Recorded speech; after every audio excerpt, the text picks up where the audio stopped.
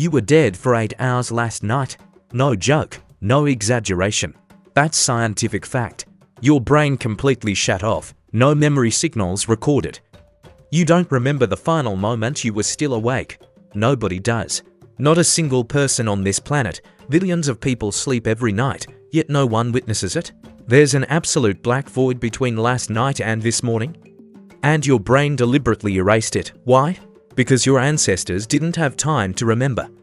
Picture a hunter named Kale on the African savannah. 200,000 years ago, long before civilization.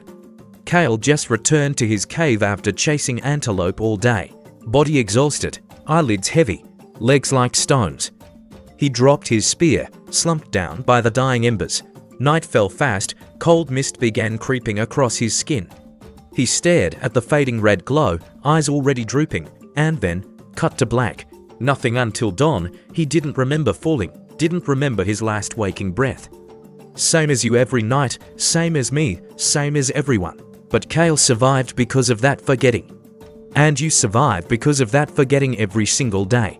Your brain does something incredibly smart and ruthless. All day, from the moment you wake, your brain burns fuel. That process releases a chemical called adenosine. Adenosine builds up hour by hour, like credit card debt.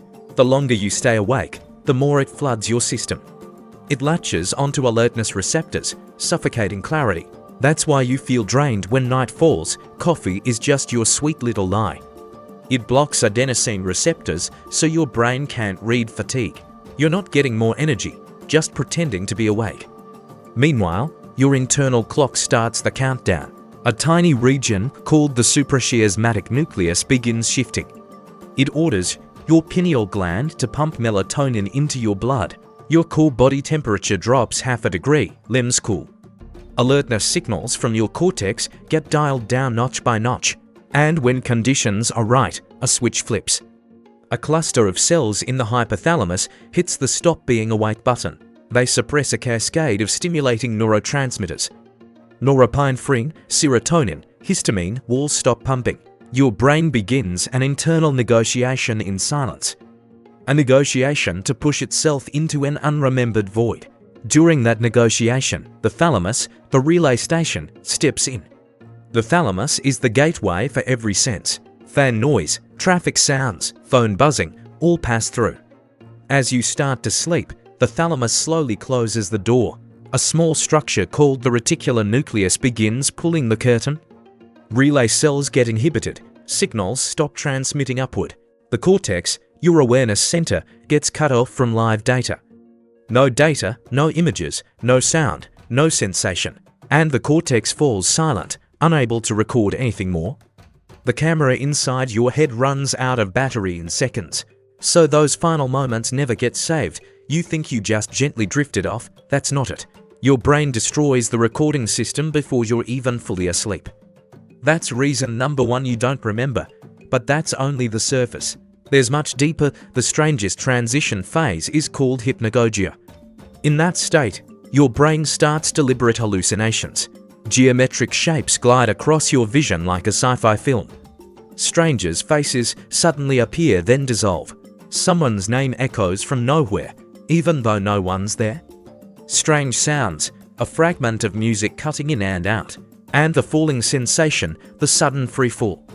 Your whole body convulses like an electric shock. You jolt awake gasping. That jolt, the hypnic jerk, is the oldest reflex. Ancestors slept in trees, relaxing grip meant falling to death. Your brain thinks you're plummeting and alarms every muscle. 60 to 70% of people experience this, and do you remember it? Not a single fragment, because your brain erased the scene before the jolt. Scientists wake people precisely in this phase. They ask, "What did you see?" People answer in fragments. A flash of blue, a circle, a distorted face. No story, no coherence, just disjointed pieces. 30 seconds later, they forget those pieces completely. A minute later, no memory remains at all. Like tape erased the moment it was recorded, not like deep REM dreams you can sometimes recall. Hypnagogia is so weak your brain treats it as garbage. It exists for a single moment, then dissolves into nothing. You have a private hallucination show every night. and you wake up believing you just slept normally. But it's not over. There's a third layer, the scariest. The hippocampus, the center that converts memory to storage. It stops recording the moment you hit the sleep threshold. No encoding, no packaging, no archiving. Instead, it starts sorting through the day's old memories, like a librarian working the night shift, organizing shelves. It decides what to keep and what to discard for morning, and the experience that just happened, marked as trash. Because it's useless for survival. No information about predators, no food sources, no shelter. Just a hazy feeling, not helping Kale survive at all. Your brain evolved to prioritize repair and protection, not reminiscing. That's why you forget the sleep moment. Your brain deletes it on purpose. Think about Kale. If he remembered every second of falling asleep, his brain would always be in a half-awake, half-asleep state. Never deep sleep, never muscle recovery. Predators would attack when he was utterly exhausted. Hunters who remembered too much died young. Those who passed out and forgot the process survived. Natural selection, brutal but fair. Today you don't fear saber-toothed tigers outside your cave, but your brain is still Kel's brain, still treats that experience as garbage to delete.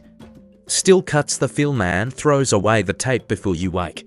So you vanished for 8 hours and never knew. The weird thing is you feel continuous throughout. You confidently believe you're the same person from last night, but that continuity is just an illusion. Your brain stitches the two ends after deleting the middle. It slaps a piece of tape over the cut, and you believe you were never interrupted. The ancient Greeks figured this out long ago. They called sleep hypnos, and death thanatos twin brothers, disturbingly close. They didn't fear death, but feared the suspension of self. You go to sleep, you cease to exist at one level. You wake up, something calling itself you switches back on, but that void, you will never touch it. Some people have paradoxical insomnia.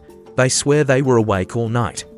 But EEG brainwave monitors show they slept normally. Their consciousness lied to them, and they believed the lie. Your brain can be asleep yet still tell you, you're awake, until even that voice goes silent. No one in a sleep lab can pinpoint their exact sleep moment. They guess, they estimate, but they're always off by minutes. Because sleep has no single moment, it's a spreading wave. This region shuts down first, another region later. The prefrontal cortex, the center of self-awareness, shuts down earliest, so the you that knows what's happening disappears early. No one's left to witness the rest shutting down. No one's left to remember the final second you were present. You think this is inconvenient? No, it's a miracle. Your brain is willing to sacrifice a few seconds of pointless memory in exchange for 7 hours of deep repair and restoration. Morning comes, you're stronger, sharper, more alert. That's an incredible evolutionary deal. You pay nothing except a few seconds of forgetting. Now imagine if your brain remembered every hallucination detail. You'd go insane. You'd be terrified every night of those unreal faces. Terrified of falling from the 20th floor every evening. Terrified of voices calling your name from nowhere. Your brain hides you from that fear by deleting it completely. A silent act of mercy every single night, but you still get jolted awake occasionally. And when you wake, you don't understand what just happened. You just feel your heart pounding and cold sweat. Then slowly, you lie back down and sink again. Your brain repeats the same script, the same deletion. You won't remember this time either. You never remember. Tens of thousands of times in your life, a massive number. Not once do you have a single memory fragment to share. You've lived through thousands of tiny little deaths, and every time you return completely intact. Is it terrifying or comforting? I think it's comforting, because you're not alone. Kale didn't remember either, and he still saw the sunrise. Humans survive because of forgetting, because of erasing, because of sleep.